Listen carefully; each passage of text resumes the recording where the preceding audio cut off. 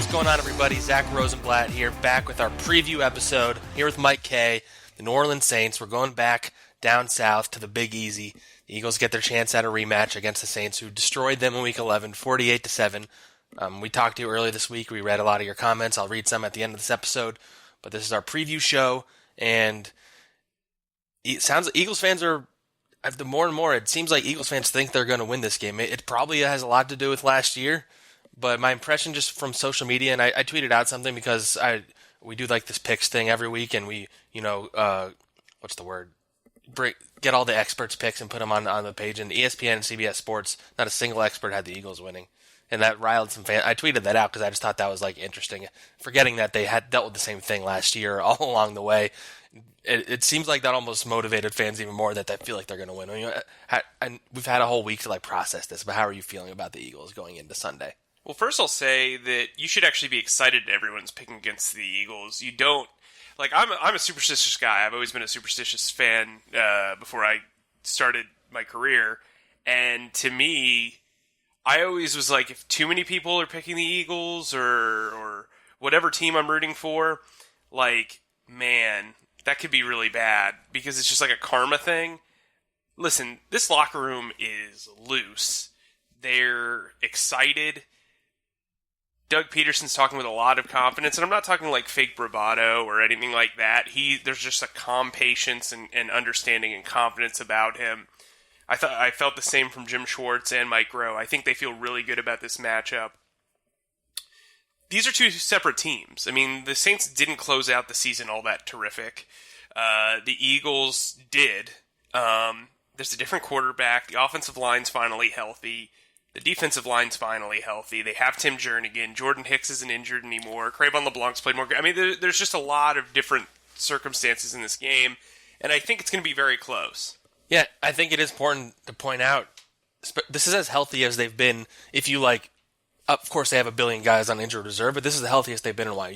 You mentioned a few of them, but that game against the Saints, they lost Avonte Maddox in the first quarter. He didn't return. Jordan Hicks got hurt in that game. I forget when. Who else? Razul? Yeah, he got hurt that day, or he was. Yeah, I forget.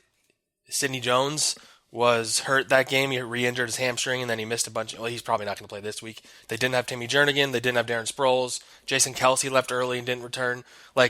They were going to lose that game probably anyway, but they're just a different team now. They're healthy. They're rolling. The secondary especially has been a revelation in recent weeks. They have to play like that to beat Drew Brees. Nick Foles is the quarterback this time. Carson Wentz had the worst game of his career that day, and it was just a quickly you found out they were going to fall behind. And there was one play early in that game where Doug didn't go for it on 4th and short, and we all criticized him for it. That was around the time where we were all pretty critical of the fact that he just hadn't been the aggressive sort of Doug Peterson that you knew from last year, and I think he's gotten back to that. And I think you're going to see him getting creative on Sunday. I felt like the game was over before it started. I mean, those first two drives, they scored in the first 3 drives. The Eagles didn't have an opportunity to blink. I mean, it was a dominant. I think the 4th and inches was in the first quarter, though. Right, yes. But, this is a situation where I think the Eagles threw out the tape. None of that stuff matters. This was, a high-variance game. The Eagles played the worst they possibly could. The Saints played the best they possibly could. So it's... when you have a high variance thing like that, it's kind of like how people talk about Nick Foles. When Nick Foles has an absolutely terrible game, you've got to criticize it, you got to look into it, maybe you got to worry. But then he has an incredible game, and then you're like, well, but this is him at his peak. He doesn't have a mid-level.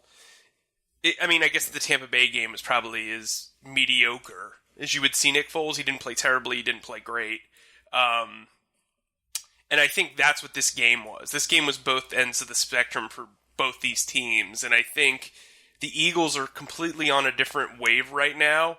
He just did a thing with his hands doing a wave, by the way. Yeah. You guys didn't see it, but you would have giggled if you saw it. The only concern I have here is this reminds me of what happened when the Vikings beat the Saints last year on a miraculous end-of-the-game play, just like the Eagles won on a miraculous missed field goal. And then you have that massive letdown. Fall off, yeah. So that would be my only concern, because the Vikings were pretty confident heading into that NFC title game, and the Eagles just destroyed them. But that said, a lot of that game turned in the NFC title game because Patrick Robinson made a great interception and it was a momentum changer. I'm thinking that if Fletcher Cox can force Drew Brees to make a poor throw early and they're able to intercept it with Rasul Douglas's ball skills, this could be a game where the Eagles just kind of silence the crowd and control the game. It would be cool if there was like a Crayvon LeBlanc moment where he's kind of the one who has that Patrick Robinson-esque play because he's already like built up this like lore amongst Eagles fans because of the way he, like some of the quotes he gives and like just the swagger he brings to the field. Like he's such a unique guy, and he would be set here for life if he'd pulled it. If there was somebody who could do it too, I think it would be him. But okay, I think we should get into the game itself. I want to go through some of the matchups. After that, I have a new exercise I'm going to throw at you. I haven't warned you for because I think it'll be better off the cuff. But it's going to be fun. I'm looking forward to it. I think you're going to like it. But who put you in charge? Like what? I put myself in charge. That's how this works. This isn't a democracy. Nobody's voting. Bring back Elliot. What is this stuff? I don't. Actually, speaking of Elliot, that reminds me of something I was about to say and I forgot. Elliot, our old friend, brought up there's a team that had like almost was in this exact scenario as the Eagles are in right now in terms of getting killed by a team in the regular season, getting to the playoffs and getting a chance of redemption and winning that game, and that was the Jets, I believe, in 2010 or I forget what year it was exact. I should have looked that up before. Maybe it was 2011, but they got absolutely destroyed by the Patriots in the regular season, and then the Sanchez came in and they upset the Patriots, I believe, in the divisional round. So like that's almost the exact scenario that you're seeing here, which is kind of crazy to think that there's like a team that has done this specifically. Like to play a team in the regular season like that, get killed on the road, and then again go on the road to play them again and have a chance to upset them like that. I think that's pretty funny / cool / Well, then they lost in the AFC. And they lost. I mean, but if the Eagles get to the NFC Championship, then like the fact that they had a weird regular season won't even matter anymore. Well, and to that point, if they win their matchup and the Cowboys win against the Rams on Saturday, it'll be the first NFC East all NFC title game. Two division teams have only met in the title game 3 times before. Like in history. Since 2002, since the league went teams, to 32 teams and the 4 that's team still crazy, divisions. though.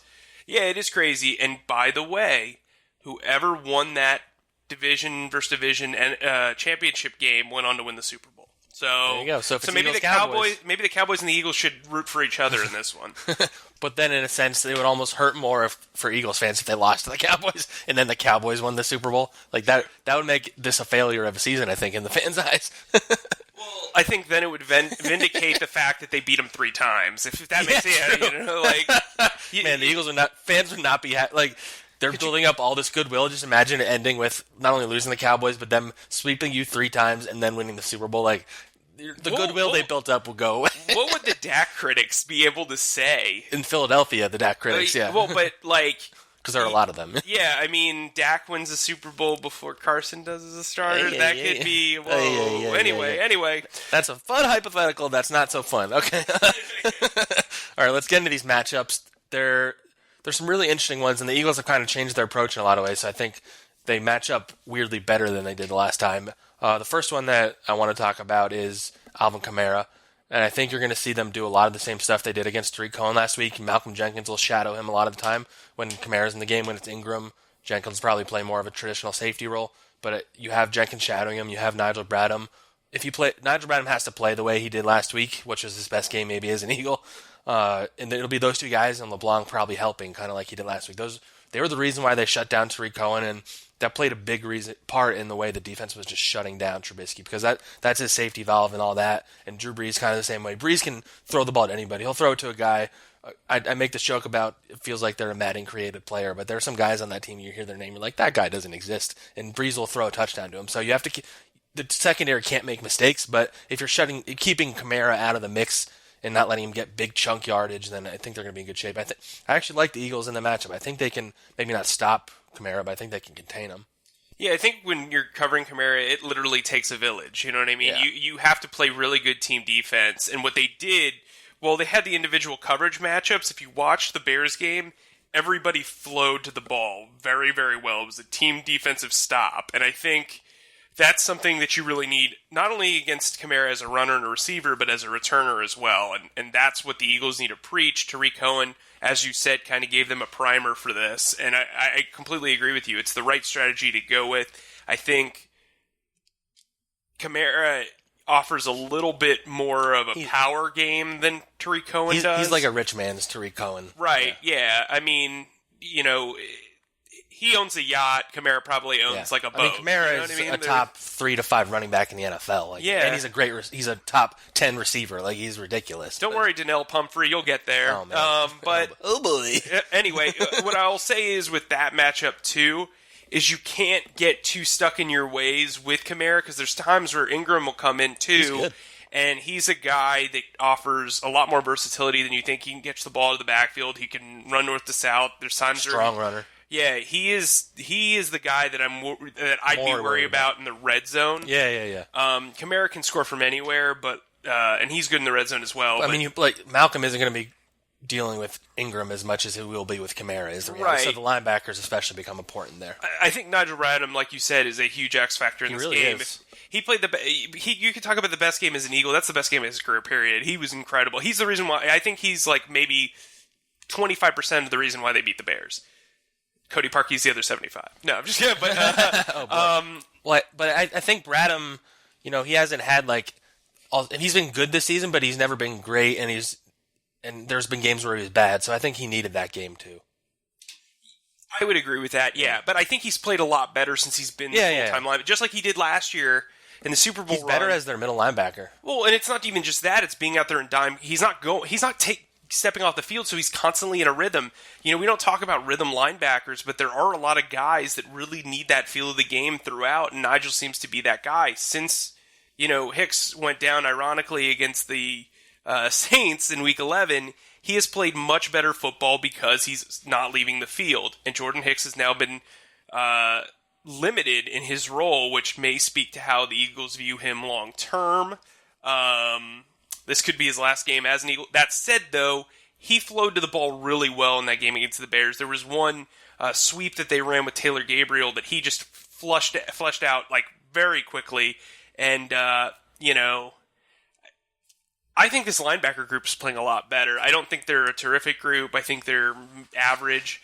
But when Nigel Bradham's playing the way he is, and he's surrounded by a competent Camus and a competent Hicks, they can move mountains theoretically. Yeah, you did air quotes, by the way. Mike seems to think this is like a live video feed for some reason. I don't know what his deal is. I'm only performing for you. This is what this is. Oh, okay, so this is like a private show. Yeah, this is a private show. I'm doing. So I'm not supposed to give people the behind the Right, scenes. I'm doing sign language for you. I'm showing too much of how the sausage is made, is what you're saying. Yeah, okay. Pretty much. Another big matchup, I think, is Alshon Jeffrey versus whoever they put on him. They might switch it up a bit. The Eagles would be happy if it's Eli Apple, I would say. Marshawn Lattimore's pretty talented, but it's a mismatch. Alshon just playing his best football. He was in a stretch where he wasn't playing that well in that Week 11 game. He's better with Nick Foles. We've talked about that. The Saints are pretty good defensively, but they're not that good at defending down the field, so I imagine you're going to see a lot of Foles just throwing it up to Alshon and letting him go get it, because that just works. He doesn't need to be open. You can throw it to Alshon. If the Eagles don't target Alshon a lot, then either the Saints just completely shifted their defense to keep that from happening, or the Eagles made a massive mistake, because I think that's going to be the way you beat this defense, is you hit Alshon down the field. Yeah, and I think with their safety play, you can target you could go downfield. Nick can take shots, and there will be shots there. Marshawn's a very good player. That said, like you said, it's a size mismatch. And you've got to play that well. You've got to know that you're not going to win on speed. You've got to know you're going to win on size and strength. So maybe it's you do a lot of possession throws. Alshon's proven that he's got really dependable hands when he's targeted properly. I'm really interested to see Nelson Aguilar against Eli Apple or even P.J. Williams. P.J. Williams is not a very good nickel corner, and I think that's a really good matchup to exploit. Golden Tate, too, I think could have a pretty decent game. I mean, if he knows what plays are being called, I guess. Yeah, if you don't know what Mike's talking about, there's a video of Golden Tate's game-winning touchdown after he goes off the field, and Carson Wentz had the biggest smile on his face. It's good seeing that Carson is happy on the sideline, because you never know. We don't know how he is right now. But he's like, that was a great, however he said, the way he ran the route, he's like, I didn't even know that we called that play. It's like I saw Nick rolling out and I ran that in that direction. That's like a savvy veteran move to be able to just figure out where you're supposed to go like in the moment. But at the same time, you also don't want to be in that situation where because the Saints stadium is going to be louder than the Bears one was, and the problem was he didn't hear the kill call or whatever it was. Right, there was actually no kill call. Yeah, but like, the kill call was the play. Right, yeah. it was the play, and that concerns me a little bit. A little bit, yeah. A little bit. Especially because we raved about Tate because of that play. Right, and so, you might want to get him like some and they've been practicing. Everybody hyped up how much they practiced it that weekend. Right, yeah, you might want to just kind of like be on your P's and Q's and reiterate stuff with Golden moving forward. Yeah, I mean, he was a non-factor against the Saints in Week 11, so hopefully he can be a factor here. Yeah, more like a general matchup, but let's compare the trenches. Defensive line against offensive line in one direction, defensive line against offensive line in the other direction. Where do you think the Eagles have the edge in both? One, neither? Where do you stand? I think the Eagles definitely have the advantage from an offensive line versus defensive line their offensive line, specifically. They did a pretty good job on Cameron Jordan last time. Yeah, they did. This offensive line's playing much better. Isaac Seumalo had a pull against the Bears that was maybe the best pull I've ever seen from him. Opened up actually the one like big chunk gain that they got for, I believe it was Sproles. Yeah. Look, this group is playing well. Outside of the sack that Jason Peters gave up, he's been playing really well the last 3 weeks. Lane Johnson's healthy. Their linebackers are kind of like similarly mediocre to the Eagles linebackers. Well, they have like Demario Davis and I forget who the other one. Demario Davis has actually played well. He's kind of the Nigel Bradham of the group. Yeah. They've got Alex Anzalone and then kid from Iowa State. Used to play for the Carolina Panthers. I'm sorry, I'm blanking. I'll look it up. You keep talking. But yeah, AJ Klein. That's what there you go. Good call. Yeah, I remember AJ Klein. Yeah, so they're pretty mediocre. They're not really good against speed. They're very good against the run for the most part. If you get Zach Ertz on them, dear Lord, this is going to be a long day for New Orleans. Ertz didn't really have a great game the last time. Right, which I think was partially because they were in 11 personnel a lot. But that said, this offensive line blocks very, very well. They've handled these main event style pass rushers the last 4 weeks. Khalil Mack, J.J. Watt, Aaron Donald, Ryan Kerrigan. None of them had a sack. Kerrigan did. Yeah, you're right. He did. I think that was on Brooks, actually. Yeah. It was his first sack of the year. So Lane Johnson hasn't given up a sack since week 5, I believe. But they had to have him stunt to do it, so they had to manufacture the sack. Again, what I'll say is this. If the Eagles' offensive line can open up the running game, which they actually did against the Saints, if you remember correctly. Josh Adams actually had a pretty good game when they did decide to run the ball. They will win this game, because this game is going to be about keeping the ball away from Drew Brees, and it's going to be about controlling the clock. The same strategy they use against the Redskins, they should try to enforce against the Saints. Control the clock, keep Drew off the field. You don't want them to have the ball late with a lot of time either. You don't want Nick Foles to leave the field with the lead. You want to really own this clock. You also, I said it last week, a low-scoring game favors the Eagles. Always. Because their defense is starting to learn how to close, and Nick Foles, if you need one possession, a scoring possession and a scoring drive, Nick Foles will give you that in the clutch. Again, you don't want a shootout here. It's got the makings of a shootout. You do not want a shootout. Trust me on this one. The Saints' defense is better. I don't know if I trust you. The Saints' defense is better than you think. Dennis Allen's a really good defensive coordinator. He was a terrible head coach. You want to keep this score in the 20s at most. And I think the Eagles will have a shot in that. So, comparing the Saints' offensive line to the Eagles' defensive line, this is the matchup that intrigues me kind of the most. Because the Eagles couldn't touch Drew Brees in this last game. Part of that's due to Drew Brees being able to get the ball out super quickly, just like Nick Foles has been over the last 4 games. His pocket mobility is a lot better than is publicized, I think. And they've got a really good offensive line. I mean, I think, Larry Warford's their weak link at right guard. He's been pretty good this year. And year he's still been really good. That Ramczyk was a Pro Bowler. Did I say that right? Ramczyk's probably really outside of Lane Johnson is the best right tackle. By the way, they didn't have Armstead the last time these two teams played. Right, either. Armstead's there at left tackle. You've got Andres Pete, who's actually a really good left guard. Yeah. So, again... It's a good matchup. Yeah, it's a good matchup, and I think this defense is forcing pressure at a regular rate. The key to... somebody messaged us about this and wanted us to talk about this. The key to stopping Drew Brees is getting interior pressure and getting in his face. You have to do that in this game. You have to make it so that he cannot step up in the pocket. He makes a bad throw, has to adjust. He's a shorter quarterback. I don't care if he's got if he's Captain America's genetics. If you're a short quarterback and you have a 6'5", 320-pound man in your face, you've got to adjust. And Drew Brees has shown he can throw interceptions when he has to adjust. I think he does get the ball out quick, which makes it difficult. Yes, he does. That's why coverage will be so important, and I think you're going to get into that matchup right now.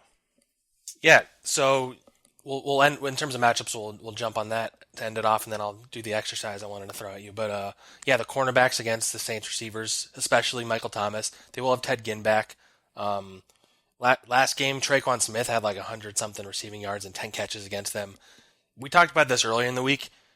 I think that you let Michael Thomas get his yards in small chunks, not the big ones. Like I've referred to many times, the Julio Jones game against the Falcons. You let him get 8 to 10 yards every catch. You don't let him get 30 to 50 yards, which he can do. So if you can just... They're probably going to do that prevent sort of Jim Schwartz thing that angers a lot of Eagles fans, but I think that's the right move with this group. You just can't let them get behind you. Yeah, and Michael Thomas, for as dynamic as he is a possession receiver. Yeah. He's a lot like Larry Fitzgerald, where he's going to catch in bunches and create a lot of plays. He was first in receptions in the league this year.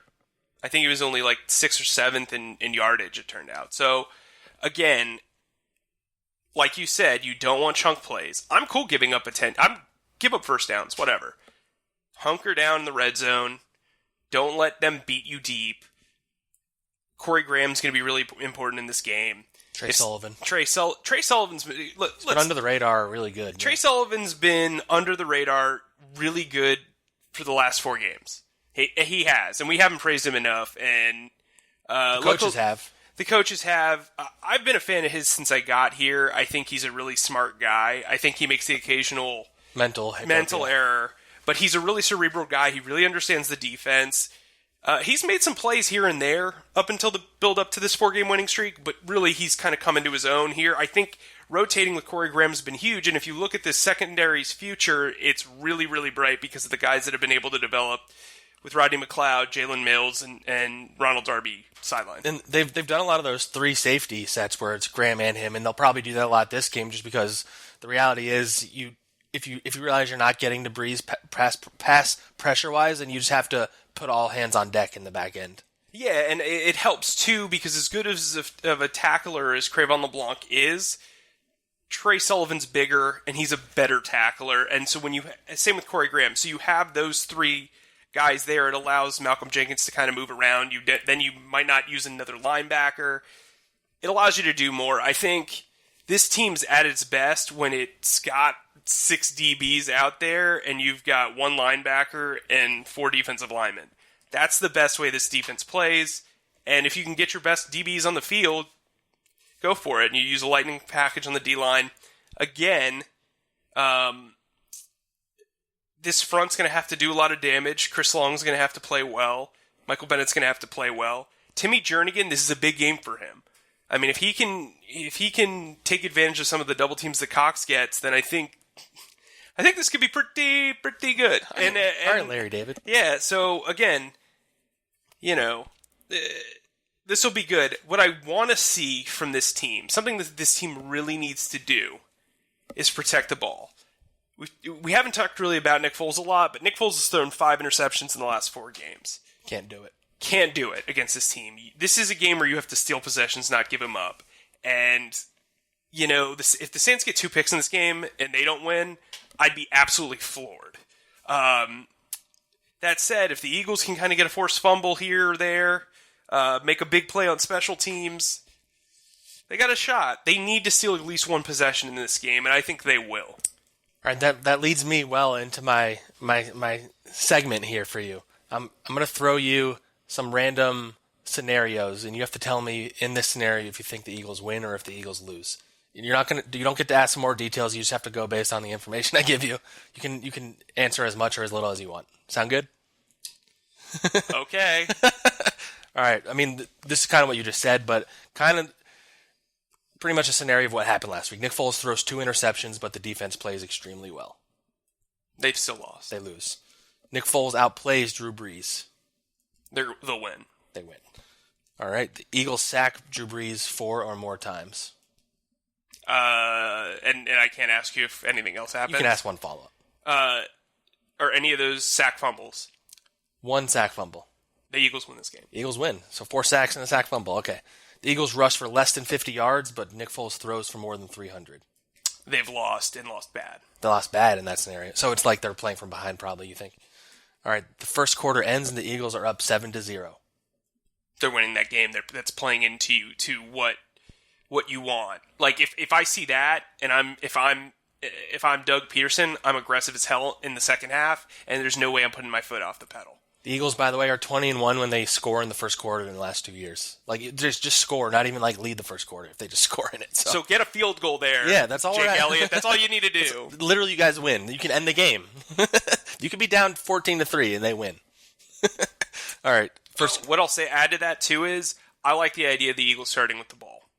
Yeah. We saw that against the Bears. Seems like Doug just is anti-doing that. But, right. I mean, all teams are because they want that second half boost. But if they lose the toss. But here's the thing. If you're down 14-0 to start the second half, you're probably going to lose anyway. It's over. All right. Well, then the opposite of that, the first quarter ends and the Eagles are down 7-0, which that means they only held the Saints 7-0, which you can say is a good thing, but they're trailing by a touchdown. I'd be a hypocrite if I said the Eagles lost that game because, again, it plays into your thing. I turned to you during the Bears game, and I think they were down what? They were down by like a point or two. I forgot when the situation happened, but I turned to you and I go, they're playing into this game. I turned to like somebody in Eagles PR, I go, they're playing into your game. You're going to win this game. But So you think they win if they're only down 7-0 after the first? Yeah, if you can hold the Saints under, I think this Eagles a touchdown a quarter. If you can keep it to that, right? Well, maybe less than a touchdown. Look, if the Saints score 24 points, the Eagles should win this game. I think the Eagles can put up 26 points in this game. All right, this is a unique one. The Eagles get their first 100-yard rusher of the season. The Eagles get their first 100-yard rusher of the season. Like a single player gets 100 rushing yards. I don't think it'll actually. They've won this game outright then. Yeah, if they're able to. Yeah, okay. This one's more fun.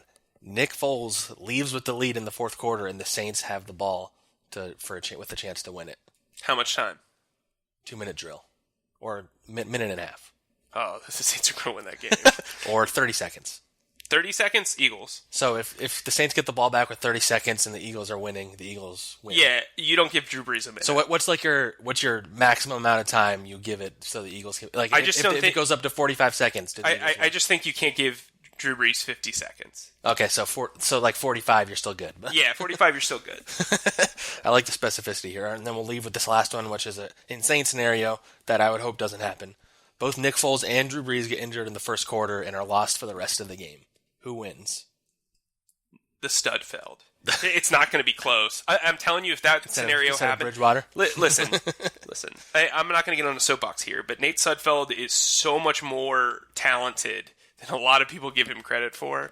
He's a guy that I think could rally this team. The team respects him. He goes to basketball games with Alshon Jeffrey. I mean, he's got a good connection with this group. I mean, everybody loves Teddy. He threw a touchdown on one pass. Everybody loves Teddy Bridgewater, and I'll probably you're not big on him. Yeah. I'll probably be struck by lightning because everybody loves Teddy Bridgewater, but he went viral dancing. So well, there you go. Well, that's the only thing he's going to go viral for. Teddy is not a high variance guy at all. He's a guy that can move the ball. He's very safe with it, but he can also create turnovers or produce turnovers. And I think Sudfeld playing a safe game could win that game. To be honest, I mean, he doesn't ever seem to get phased. To be honest with you, yeah. And I think a lot of that has to do with his relationship with Nick and Carson. And I think Press Taylor believes in him. Press Taylor, big Jay-Z fan. We were in the bubble today. Dude was just singing along. We should mention before we sign off, we're talking before the injury report comes out. The big name to watch kind of is Sidney Jones. Sidney Jones has been limited in practice all week. I asked Doug Peterson if he had kind of the same scenario as Isaac Seumalo. If he's healthy, is he immediately in the starting lineup? Because I know a lot of fans don't want that to happen. And I can completely understand that because coming off a hamstring injury, you don't know how rusty he is. Well, and the guys haven't played. Yeah, also, Rasul Douglas has been playing out of his mind. Avonte Maddox shouldn't ever leave that lineup ever, no matter what position he's playing. Crevon LeBlanc is a folk hero already, as I obviously predicted, because I was so high on him. But I think having him helps. Just depth. Because I'd rather have him than Josh Hawkins out there. I wonder if he's active if Hawkins is also active. I think you would, just because you know you have a lot. I mean, going in there with 4 DBs doesn't sound like a smart decision, or 4 cornerbacks doesn't sound like a smart decision to begin with. So, I mean, in a pinch, Trey Sullivan can play corner. Corey Graham, blah, blah, blah. Corey Graham, whatever. But that's not what you want, especially against Drew Brees. So, watch out for the injury report with Sidney Jones. If he is listed as questionable, I would expect him to play. We haven't said our predictions yet, by the way. I know you want to say yours first? No, you go ahead. Well, so I have no, as I've said, there's no real football reason for me to think the Eagles are going to beat the Saints. The Saints have the better roster. They're more talented. They have Drew Brees. They have home field advantage. They have one of the toughest road environments in the NFL. But I don't know, man. I've decided I'm not going to pick against this Eagles team. I got the Nick Foles magic in my mind.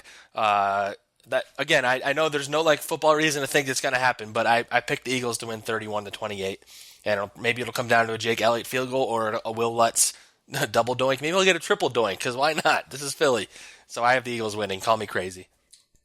Crazy. Look, I think this Eagles team's special, but I also think that if the Saints score more than 24 points, they're winning this game. Period. That's and fair. I'm going to stick to that. I had the Saints winning 27-24. I think this is going to be a really close one. I do think Nick Foles leads the field with the lead, and I think this ends very poorly. So you think the second? Oh man, people will not be able to survive that if he. I think he leaves the field 20 second time, and they lose. I think he leaves the field 24-20, and Drew Brees comes in with a minute 30 left and scores a touchdown. I just see it happening. You think they're playing because they can't play for the field goal if you're which is interesting because you think about that with Doug Peterson brought up. With the Cowboys in that last game about how he didn't go for 2 because he thought that they would then go for the field goal as opposed to letting the clock run out and going to overtime. This is one of those types of games too. I don't know. I'm really interested to see how this one turns out. We should note I'm on Baby K Watch 2K19, so he'll be. So our pal Matt Lombardo will be filling in for me on the road. I'll still be covering the game from home, unless I'm not because my wife is in labor. Do the Eagles win if your wife is in labor? I forgot to add that scenario. Now that would be kind of a cool thing, right? Imagine my son comes into the world and the Eagles are undefeated. As Jake Elliott makes a field goal. Wow. Might have to name him something else. I don't know. But yeah, so I think this is gonna be a fun road trip for you. I hated my last time going to New Orleans, but my experience was awful because of travel, not because of actual New Orleans. I hope you and Matt have a lovely, lovely time, and bring me back a baguette. Beignet, but okay, that was pretty bad. What a beignet? It's not a baguette. Yeah, see, I see. You're trying to say baguette? I meant that, but I wanted you to make fun of me, so there we go. Right. All right, real quick, running joke. I just want to run through a couple comments from our YouTube because we got a few really good ones before we sign off. All right, we got Jackson D says, low-key, Nick Foles is going to pull some Eli Manning level BS and win. I just thought that was funny. All right, Eastside MUU, this is my take on it. I feel like these two teams are the Super Bowl team. I'm an Eagles fan, of course, but whoever wins this game, I have no doubt in my mind is going to go to the Super Bowl. I just don't think the Rams or Cowboys can stop either of them. You and I have both said the same thing, that whoever wins this game, we kind of think might win the Super Bowl this year. Let's see here. Philly is this is MDX exclusive, 35. Philly is the 6 seed team with a 9-7 record. History in the NFL always repeats. Nobody giving the Eagles a chance as of yet. Why are you talking about baguettes? You just showed me a picture. Yeah, it's a French bread. What does that have to do with New Orleans? They're known for beignets. Yeah. Like what? Yeah, that's true. It's still French. Whatever. Mike, not on Mike, by the way, if you couldn't hear him there. But Philly is the 6th seed team with a 9-7 record. History in the NFL always repeats. Nobody's giving the Eagles a chance as last year. There were simulators to last year. Philly's going to give the Saints a 5-1 playoff record. Philly 30, Saints 28. Let's see. I'll throw a couple more real quick. Shutdown from Daniel Hernandez. Shut down Kamara. Play physical with their receivers at the line to throw off timing. Pressure with just the 4 and only a blitz on 3rd and longs. Sustain long drive with a score, and Philly got this. That's pretty much how we described they would win. And a couple of Eagles are going to win. A couple saying the magic is over. Some Nick Foles jokes that we can't really read on the air. And, so thank you guys so much for writing in. Keep sending in the comments. We'll read as many as we can. This one was a little tighter because we have to get going to locker room availability. But thanks for listening. We'll be me and Lombardo out there in New Orleans, and we'll talk to you then.